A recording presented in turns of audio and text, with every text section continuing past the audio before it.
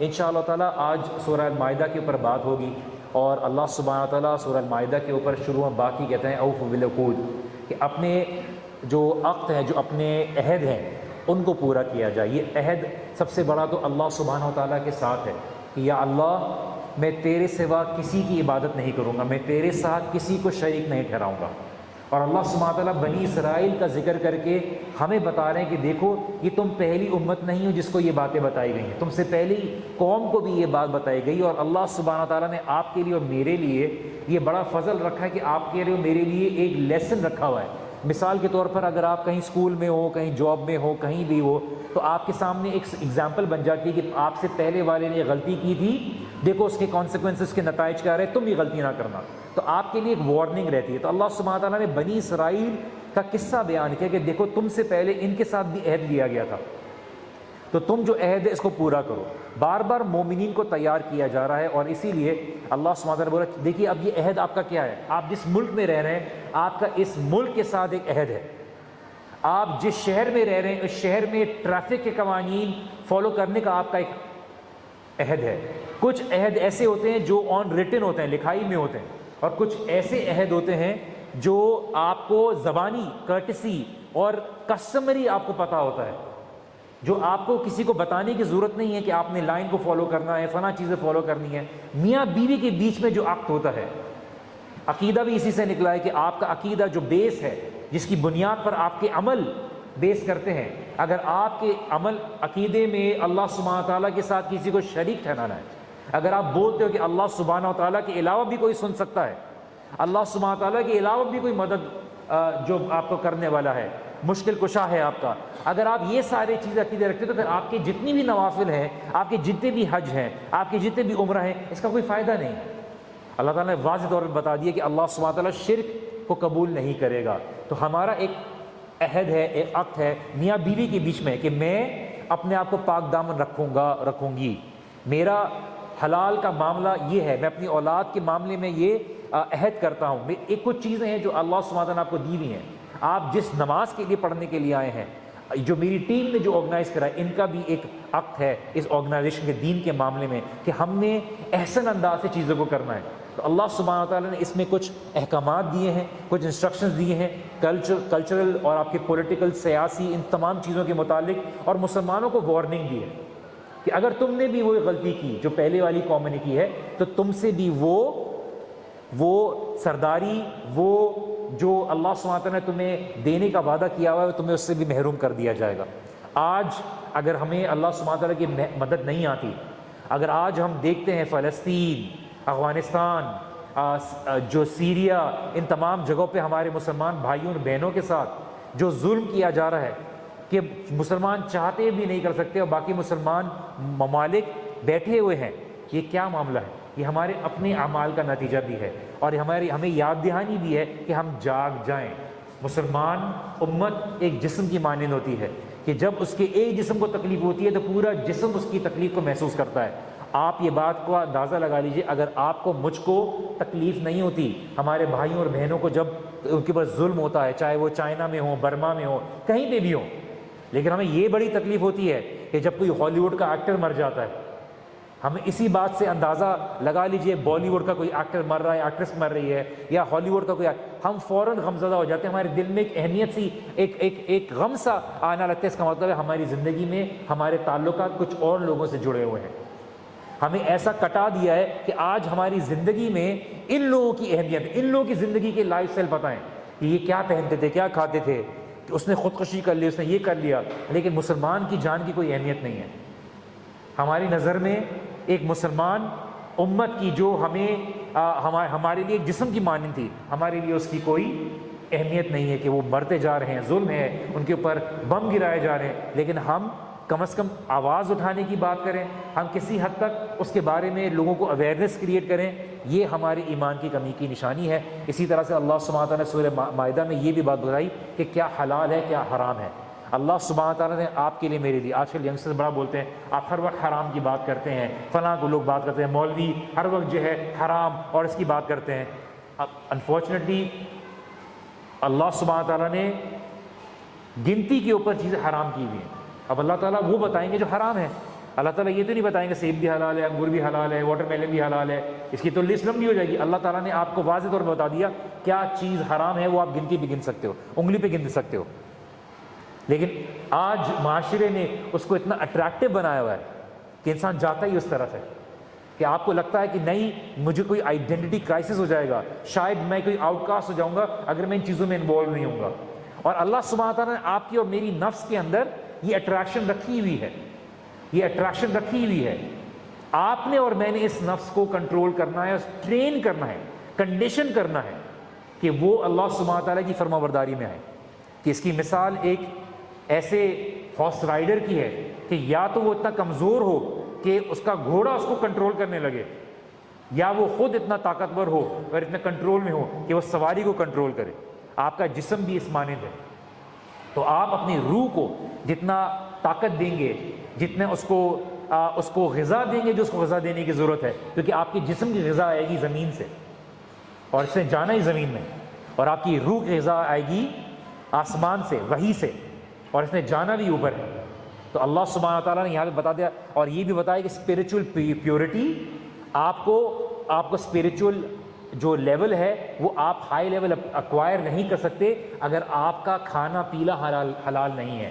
اللہ کے رسول صلی اللہ علیہ وسلم بتاتے ہیں کہ ایک شخص حج کر کے آتا ہے، دھول مٹی سب برداشت کرتا ہے اور ہاتھ اٹھا کے کعبے کے سامنے دعا کرتا ہے، یا رب یا رب۔ اللہ کے رسول صلی اللہ علیہ وسلم نے فرمایا کیسی اس کی دعا قبول ہوگی جب اس نے کھانا جو کھایا وہ حرام کا، جو پہنا وہ حرام کا، جو سفر میں پیسہ استعمال کیا وہ حرام کا، اس کی عبادت کیسے قبول ہوگی؟ صحابہ رات کو تہجد میں کھڑے ہونے سے زیادہ اپنے پیٹ میں کیا چیز جاتی ہے، حلال ہے یا حرام ہے، اس کے بارے میں خیال رکھتے۔ آج آپ کے لیے میرے لیے بڑی سہولت ہے، بڑی آسانی ہے۔ آج میں اور آپ اگر حج کرنے یا عمرہ کرنے جاتے ہیں، ہمارے لیے احرام کی وہ سختیاں ہمیں محسوس نہیں ہوتی۔ ہم جاتے ہیں کسی گاڑی میں بیٹھے، اے سی میں بیٹھے، راستے میں کسی پیٹرول پمپ پہ اسٹاپ پہ رکے اور ہم نے کوئی چپس کا پیکٹ اٹھا لیا اور کھا لیا۔ سوچے پہلے والے جب جا رہے ہیں حج کے لیے احرام میں، مہینوں سفر کر رہے ہیں، پیرس پہ چل رہے ہیں، گھوڑوں پہ چل رہے ہیں یا اونٹ پہ چل رہے ہیں، سامنے ان کو شکار نظر آتا ہے لیکن احرام کی حالت میں نہیں مار سکتے، وہ بکا کے کھا سکتے ہیں لیکن نہیں، کیونکہ ایک اللہ سبحانہ تعالیٰ کے ساتھ عقد ہے، ایک انہوں نے پرومس کیا ہوا ہے کہ نہیں احرام کی حالت میں کوئی نہیں دیکھ رہا لیکن آپ نے وہ عہد پورا کرنا ہے۔ آپ کا دروازہ بند ہے، آپ کو کوئی نہیں دیکھ رہا لیکن آپ کا ایک عہد ہے کہ اللہ سبحانہ تعالیٰ کے بھی مجھے دیکھ رہا ہے۔ آپ کی ایک خدا کا ایک کانشیسنس ہے کہ آپ اللہ سبحانہ تعالیٰ کے بارے میں خیال رکھیں۔ اسی طرح سے اللہ سبحانہ تعالیٰ ایک مومنین کو یاد دلاتے ہیں، یا ایھا الذین آمنوا۔ عبداللہ ابن مسعود رضی اللہ عنہ کہتے ہیں کہ جب یہ کہا جائے کہ اے لوگوں جو ایمان لائے، ان کو اٹینٹو ہو جانا چاہیے، کیونکہ آگے یا تو کسی چیز کی حرمت کا بیان کیا جا رہا ہے یا تو کسی چیز کا حکم دیا جا رہا ہے اور اس کو پورا کرنے کی کوشش کی جائے۔ یا ایھا الذین آمنوا کونوا قوامین للہ شہداء بالقسط، کہ اللہ سبحانہ تعالیٰ کے لیے جو ہے نا بی اے اسٹیبل امہ، اور اللہ سبحانہ تعالیٰ کے لیے وٹنس رہو۔ کیا؟ ولا یجرمنکم شنآن قوم علی الا تعدلوا، کہ لوگوں کا بغض، کسی قوم کی طرف سے تمہاری نفرت، یہ تو اغوانی ہے، یہ تو سرائکی ہے، یہ تو اردو سپیکنگ ہے، کسی قوم کے لیے نفرت تمہیں عدل کرنے پر نہ روکے کہ تم لوگوں کے بیچ میں عدل کرنے سے رک جاؤ، تمہارے اندر کوئی فیورٹزم ہو، اور اعدلوا هو اقرب للتقوی، عدل کرو چاہے اپنے لوگوں کے خلاف ہو۔ آج ہمارے لوگ کیا کرتے ہیں؟ سیٹیں کسی اور کو دے رہے ہیں، فیورٹزم کسی اور کو دے رہے ہیں، نیپوٹزم چل رہا ہے ہمارے پاس، نیپوٹزم اپنے خاندان کے لوگوں کو دیے جا رہے ہیں، ادارے چل رہے ہیں، لیکن کوئی لوگوں کو اس کا حق نہیں ادا کرتا، اس کو عدل سے کام نہیں چلاتا۔ جب ہم عدل سے نہیں چلائیں گے تو ہمارے پاس بھی مال اس طرح سے نہیں آئے گا، برکت نہیں ہوگی۔ واتقوا اللہ، بار بار یہ یاد دہانی کی جاتی ہے، اللہ تعالیٰ کا تقوی اختیار کرو، اللہ تعالیٰ سے ڈر جاؤ۔ ان اللہ خبیر بما تعملون، اللہ تعالیٰ ہر چیز کے معاملے میں باخبر ہے جو تم عمل کرتے ہو۔ یہ بار بار یاد دہانی ہے۔ قرآن آپ کے لیے میرے لیے خالی ایک رسمی کتاب نہیں ہے، دلہن کے سر پہ رکھ دیا رخصتی کے وقت اس لیے اتنی کتاب، گھر کے اوپر رکھ دیا برکت آئے گی، گاڑی میں رکھ دیا حفاظت رہے گی، یا لٹکا دیا ریئر ویو مرر کے اوپر کہ حفاظت ہوگی، گلے میں لٹکا دیا تعویذ کے طور پر حفاظت ہوگی۔ قرآن اس لیے اترا ہے، قرآن اس لیے اترا ہے، قرآن کو مذاق نہیں بنایا۔ ایک شیخ بتاتے، شیخ سالم الامری بتاتے ہیں کہ عرب میں ایک رواج چل گیا۔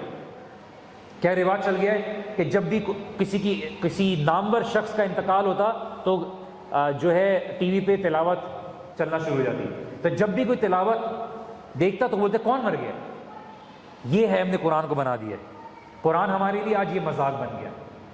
ہم نے قرآن کے ساتھ کیا کیا؟ تو اللہ سبحانہ و تعالیٰ کی مدد کیسے آئے گی، اللہ تعالیٰ کی طرف سے برکتیں کیسے آئے گی؟ آپ عقلی طور پہ کمتر رہو، آپ مالی طور پہ کمتر رہو، آپ ریسورس کے حساب سے کمتر رہو، لیکن آپ اللہ سبحانہ و تعالیٰ کی توحید پر رہو۔ آپ کے ملکوں میں، آپ کے زمین پر اللہ سبحانہ و تعالیٰ کی حدود قائم رہیں، اللہ تعالیٰ کی فرما برداری اور لوگوں کو کی اصلاح کی جائے، امر بالمعروف اور نہی عن المنکر ہو۔ آپ دیکھیے اللہ سبحانہ و تعالیٰ آپ کے لیے زمین سے خزانے نکال لے گا، آپ لوگوں کو کسی کے سامنے ہاتھ پھیلانے کا موقع نہیں دے گا۔ اس سے بڑا کیا سبق ہوگا آپ کے لیے کہ آپ کے باہر لوگوں کی لائنیں لگی ہوئی ہوتی ہیں؟ یہ بھی تو ایک اللہ سبحانہ تعالیٰ کی طرف سے آپ کے لیے ایک سزا ہے کہ آپ اپنے ہی نیچرل ریسورسز کو نہیں استعمال کر سکتے، آپ قرضوں میں ڈوبے ہوئے ہو، آپ کے ملکوں میں بینکنگ سسٹم رکھا ہوا ہے جہاں پہ آپ لوگوں کو قرضے دیے جا رہے ہو۔ 2% جو ملک کی کچھ لوگ ہیں وہ پوری دنیا کی اکانومی کو چلا رہے ہیں۔ آج آپ کو کھلے عام بول دیا جاتا ہے کہ آپ ان کی غلامی سے باہر نہیں نکل سکتے۔ آپ کے لیے اور کیا شرمناک بات ہوگی؟ کیا منہ دکھائیں گے ہم اللہ اور اس کے رسول کو قیامت کے دن؟ یہ وہ امت تھی جس کے بارے میں اللہ کے رسول صلی اللہ علیہ وسلم فرمایا کہ یہ وہ امت ہے جو دوسری امتوں کو گائیڈ کرتی ہے، لیکن اللہ کے رسول صلی اللہ علیہ وسلم نے یہ بھی بتایا کہ میری امت ایک وقت آئے گا سمندر کے جھاگ کے مانند ہوگی، سمندر کے جھاگ کے مانند ہوگی، لیکن غالب ہوں گے کفار ان کے اوپر۔ کیوں؟ دنیا کی محبت اور موت کا ڈر ان کے دلوں میں داخل ہو جائے گا۔ آپ کے لیے اور میرے لیے تو موت اگر اللہ سبحانہ تعالیٰ دے تو مومن کے لیے یہ تحفہ ہے۔ اس کا مطلب یہ نہیں کہ مرنے کے لیے ہم کود جائیں، بلکہ اللہ سبحانہ تعالیٰ سے ملاقات کرنے کے لیے ہمارے لیے ایک موقع ہے۔ جو اس انتظار کے لیے منتظر ہے وہ کوشش کر رہا ہے، وہ محنت کر رہا ہے، وہ اپنی آخرت سنوارنے میں لگا ہوا ہے، لیکن جس کے عقیدے میں دنیا ہی دنیا ہے، اس کے ہاتھ سے نہ جائے، اس کے لیے وہی سب کچھ ہے، اس کے لیے وہ الہ ہے، اس کے لیے نفع نقصان کا باعث ہے، وہ اس کی محنت میں لگا ہوا ہے۔ اس کے پاس دنیا آتی ہے تو خوش ہو جاتا ہے، اس کے پاس دنیا جاتی ہے تو وہ ناراض ہو جاتا ہے، شکایت کرنے لگتا ہے۔ وہ درہم دینار کا غلام ہے، وہ صبح اٹھتا ہے صرف کام کے لیے جاتا ہے، رات کو آ کے تھک جاتا ہے۔ اللہ کے رسول صلی اللہ علیہ وسلم نے فرمایا کہ اللہ کی نظر میں ایسا شخص نہایت ہی ناپسندیدہ ہے کہ اس کے صرف کنسرن کیا ہے کہ درہم دینار۔ کیا اللہ سبحانہ و تعالیٰ کے دین کا غلبے کی غیرت اس کے اندر نہیں جاتی؟ اس کو اس بات کی شرم نہیں آتی کہ اللہ سبحانہ تعالیٰ کے دین کا مذاق اڑایا جا رہا ہے، اللہ سبحانہ تعالیٰ کے دین کے لیے کوئی کھڑا نہیں ہو رہا، اللہ سبحانہ تعالیٰ کے دین کے لیے دعوت دینے کے لیے لوگ نکل نہیں رہے؟ میں نکلوں۔ کچھ اکثر لوگ اس حدیث کو بنا کے کوٹ کرتے ہیں، جبکہ یہ حدیث نہیں ہے، مالک بن دینار کا قول ہے کہ ایک قوم کی طرف اللہ سبحانہ تعالیٰ نے فرشتوں کو بھیجا اور بولا کہ اس قوم کی طرف عذاب دیا جائے۔ یہ حدیث نہیں ہے، اس کو اکثر اسپیکرز نے حدیث کے طور پہ پیش کیا، یہ اللہ کے رسول صلی اللہ علیہ وسلم کا قول نہیں ہے۔ لیکن مالک بن دینار نے بتایا کہ پہلے قوموں کے پاس یہ ایک آیا کہ بنی کوئی قوم تھی، ان کے تک اللہ سبحانہ تعالیٰ نے حکم دیا، اب جبرائیل السلام کو دیا کیا کہ اس قوم کو پلٹ دو۔ تو اس قوم نے بولا یا اللہ تیرا ایک عابد ہے، تیرا بندہ ہے، تیری عبادت میں لگا رہتا ہے۔ اللہ سبحانہ تعالیٰ نے بولا شروعات اس سے کرو، کیونکہ یہ صرف اپنی عبادت میں لگا رہتا ہے، صرف اپنے سجدوں کی فکر ہے، صرف اپنی عبادت کی اس میں لگا ہوا ہے۔ اللہ سبحانہ و تعالیٰ کی نافرمانی ہو رہی ہے، لوگوں کو اچھائی کی طرف بلانا، اس کا کوئی پیشہ ہی نہیں ہے، یہ کوشش ہی نہیں کرتا لوگوں کو دین کی طرف بلانا۔ آپ کا میرا خاصہ یہ نہیں ہے، آپ اور میں کوئی عیسائی یا یہودیت کے ماننے والے نہیں ہیں کہ ربانیت ہو جائے، بند ہو جائیں کسی مسجد کے اندر، باہر نہ نکلیں، حالات خراب ہیں۔ آپ 1000 سال 2000 سال کی رائٹنگ اٹھا کے دیکھ رہے، وہاں بھی لکھا ہوا ہے حالات خراب تھے۔ حالات تو ہمیشہ سے خراب تھے، مومنین اس حالات کو درست کرتے ہیں، اس میں برائی کو پش بیک کرتے ہیں۔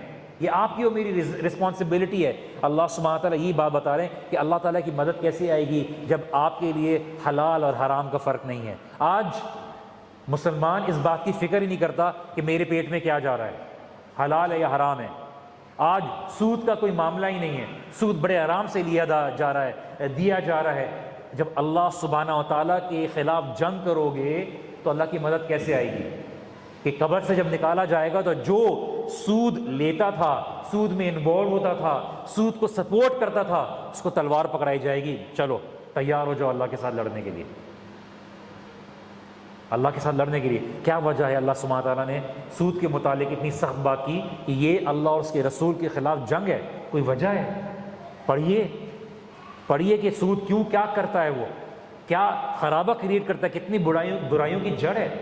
لیکن آج ہمارے معاملے میں کوئی کام ہو ہی نہیں سکتا اس کے بغیر۔ ہم خود بائی چوائس انوالو ہونے کی اس غلطی کرتے ہیں۔ اللہ سبحانہ تعالیٰ نے بچائے، یا ایھا الذین آمنوا یا ایھا الذین آمنوا اذکروا نعمت اللہ علیکم۔ اللہ سبحانہ تعالیٰ کی نعمت یاد رکھو۔ آج مسلمانوں کو بھی یاد رکھنا چاہیے، اذ ہم قوم ان یبسطوا الیکم ایدیہم فکف ایدیہم عنکم۔ آج اللہ سبحانہ تعالیٰ نے بھی بہت بچایا ہوا ہے، کیونکہ ہم ایونچولی اللہ کے ماننے والے ہیں۔ بڑے لوگوں نے ہماری طرف ہاتھ بڑھایا ہے تو اللہ سبحانہ تعالیٰ بھی یاد دلا رہے ہیں صحابہ کو، قوم نے تمہارے آگے ہاتھ بڑھایا تھا تمہیں نقصان پہنچانے کے لیے، تمہیں تکلیف دینے کے لیے، اللہ تعالیٰ نے ان کے ہاتھوں کو پیچھے کر دیا۔ کتنی مصیبتیں اللہ تعالیٰ آپ کی اور میری زندگی میں پیچھے کرتے ہیں۔ ہم دعوت کے کام میں دیکھتے ہیں، ہم کوئی بہت ہی نیک، فری آف فالٹ یا بہت ہی مخلص لوگ نہیں ہیں۔ اگر دیکھا جائے تو اللہ سبحانہ تعالیٰ بچائے، ہم اس بات کو جانتے ہیں کہ ہماری نفسیں کیا ہیں، جب بھی ہم دین کے کام میں آ گئے ہماری نجات ہو جائے۔ اللہ تعالیٰ کتنی دفعہ ہمیں بچا لیتا ہے کتنے نقصانات سے، اللہ تعالیٰ پیچھے روک دیتا ہے۔ واتقوا اللہ، اللہ تعالیٰ کا تقوی اختیار کرو۔ یہ بہت آسان ہے بولنا، اللہ تعالیٰ کا تقوی۔ امام شافعی کی کتاب، امام احمد بن حنبل کی کتاب میں لکھا ہوا، کسی نے آ کے پوچھا تقوی سے کی ایگزامپل دیکھیے، لوگ کتابوں میں ایسے نہیں لکھا، ہمارے لیے ہنسنے کی بات ہوگی کہ میرے پڑوسی کا ایک باغ ہے، اس کے اندر شہد کی مکھی ہے، بلکہ میرے اس پاس ایک شہد کی مکھی کا وہ نیسٹ ہے، اور اس کے باغ سے پھولوں سے شہد لے کر میرے پاس وہ لے کے آتی، تو کیا میرے لیے اس کا شہد لینا جائز ہے؟ کہیں ایسا تو نہیں میں اپنے پڑوسی کے باغ کا حق مار رہا ہوں؟ امام احمد بن حنبل نے جواب دیا، نہیں، آپ کے لیے اس میں کوئی حرج نہیں ہے، لیکن یہ کنسرن تھا کہیں ایسا تو نہیں کہ میں اپنے پڑوسی کا حق مار رہا ہوں، کہیں ایسا تو نہیں کہ میں اس کے حق کے معاملے میں جواب دے رہوں گا۔ یہ جب قومیں ہوتی ہیں، جب یہ لوگ ہوتے ہیں، جب یہ تقوی ہوتا ہے تو اللہ سبحانہ تعالیٰ عزت بھی دیتا ہے، اکرام بھی دیتا ہے۔ ہم 4:30 سے 5:30 سورۃ حجرات کی بارے میں بات کریں کہ سورۃ حجرات ہماری سوسائٹی کے ایشوز سے ریلیٹڈ ہے۔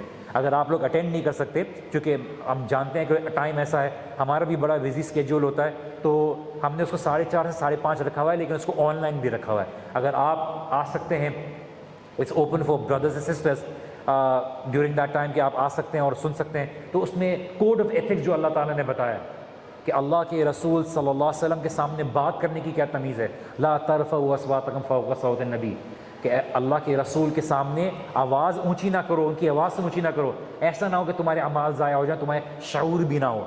آج ہمیں دین میں اللہ سبحانہ تعالیٰ کے سامنے کیا تمیز ہونی چاہیے، ان کے معاملے میں کیا حیا ہونی چاہیے، اللہ کے رسول کے معاملے میں کیا حیا ہونی چاہیے، قرآن ہمیں تمیز سکھاتا ہے۔ اما عائشہ، آخری بات کر کے بات ختم کرتا ہوں، اما عائشہ رضی اللہ عنہ سے کسی نے پوچھا اللہ کے رسول صلی اللہ علیہ وسلم کا اخلاق کیسا تھا، تو اما عائشہ رضی اللہ عنہ فرماتی ہیں کہ آپ نے قرآن نہیں پڑھا، اللہ کے رسول صلی اللہ علیہ وسلم کا اخلاق وہی تھا۔ تو میں سوچتا رہا کہ اللہ کے رسول صلی اللہ علیہ وسلم کا اخلاق کیا تھا، تو جب قرآن کو غور سے پڑھیں گے تو آپ کو پتہ چلے گا کہ انعام یافتہ لوگوں کا تمیز کیا تھی، ان کا اخلاق کیا تھا، ان کے مینرز کیا تھے، ان کا تقوی کیا تھا، ان کی آخری لمحات کیا تھے، وہ اپنی اولاد کو کیا مشورہ دیتے تھے، ان کے اخلاق کیسے تھے۔ ہم اخلاق خالی لوگوں کے ساتھ لین دین کا معاملہ رکھتے ہیں، اپنی بیگمات کے ساتھ، اپنے گھر والوں کے ساتھ، اپنے بچوں کے ساتھ، اپنے ہسبینڈ کے ساتھ لوگوں کا معاملہ کیا ہے۔ یہ ساری چیزیں ہمیں اللہ کا دین سکھاتا ہے، اور اگر ہم اس پہ عمل نہیں کریں گے تو شاید ہم نام کے مسلمان رہیں۔ اللہ سبحانہ و تعالی ہمیں توفیق دے کہ ہم حقیقی طور پر مومنین بنیں۔ اللہ سبحانہ و تعالی ہمیں توفیق دے کہ ہم اللہ سبحانہ و تعالی کی کتاب کو نہ صرف پڑھیں بلکہ سمجھیں اور اس کے پر عمل بھی کریں۔ اللہ سبحانہ و تعالی ہماری اولادوں کو نیک بنا دے۔ اللہ سبحانہ و تعالی ہمیں اور ہمارے گھر والوں کو تمام فتنوں سے محفوظ رکھے۔ اللہ سبحانہ تعالیٰ ہماری بہنوں کی حفاظت کرے، ہمارے بھائیوں کی حفاظت کرے، اللہ سبحانہ تعالیٰ اس ملک کی حفاظت کرے، تمام مسلمانوں کی حفاظت کرے، اللہ سبحانہ تعالیٰ تمام مومنین مسلمانوں کی جو زندہ ہیں، جو دنیا سے چلے گئے ہیں، ان کی مغفرت کرے، اللہ سبحانہ تعالیٰ ہمارے بڑوں کی، چھوٹوں کی، بزرگوں کی، نوجوانوں کی، مردوں کی، عورتوں کی، تمام لوگوں کی مغفرت کرے۔ اللہ سبحانہ تعالیٰ دعا ہے کہ اللہ تعالیٰ آپ کے قیام کو، ہماری عبادات کو، ہماری روزوں کو قبول کرے، اور ان کھوٹی عبادات کو اللہ سبحانہ تعالیٰ اپنی کتاب میں اور ہمارے نامہ اعمال میں بہترین اعمال میں رکھے۔ سبحانک اللہم و بحمدک، اشہد ان لا الہ الا انت، استغفرک و اتوب الیک۔ جزاکم اللہ خیر۔